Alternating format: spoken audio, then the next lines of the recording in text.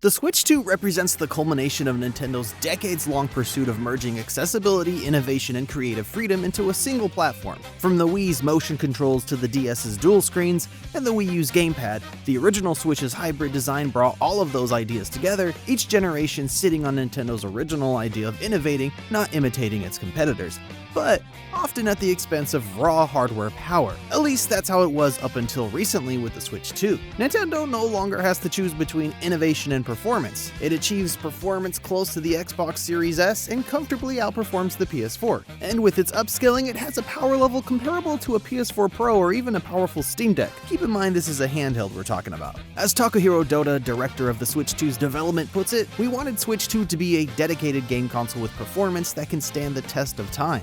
And so by retaining that hybrid form, while improving their other features like game chat and the Joy-Cons, all while dramatically boosting processing power and memory, the Switch 2 unifies all of those core philosophies to be simple and easy to pick up, unique, and now with technical strength. So the Switch 2 essentially took all of those creative risks with Nintendo's past, and now the Switch 2 continues that trend just with more power standards of today, showcasing Nintendo's processing potential without any of those drawbacks that they used to have. Koichi Kawamoto, producer of the Switch 2, recently said there were times when we wished the Switch system's processor was faster so that we could provide new and unprecedented gameplay experiences. We began to realize that it didn't necessarily mean developers could make any kind of game they wanted with it. But now, with the Switch 2, you can see that's not really an issue anymore. In this current day and age where powerful processing isn't such an outlandish idea even for Nintendo, whereas before they would have had to make a lot of sacrifices. With Nintendo finding its footing with the Switch, and now with the Switch 2 having a very successful launch, they can be as innovative as they were before, while now putting more focus onto its core performance. That all said,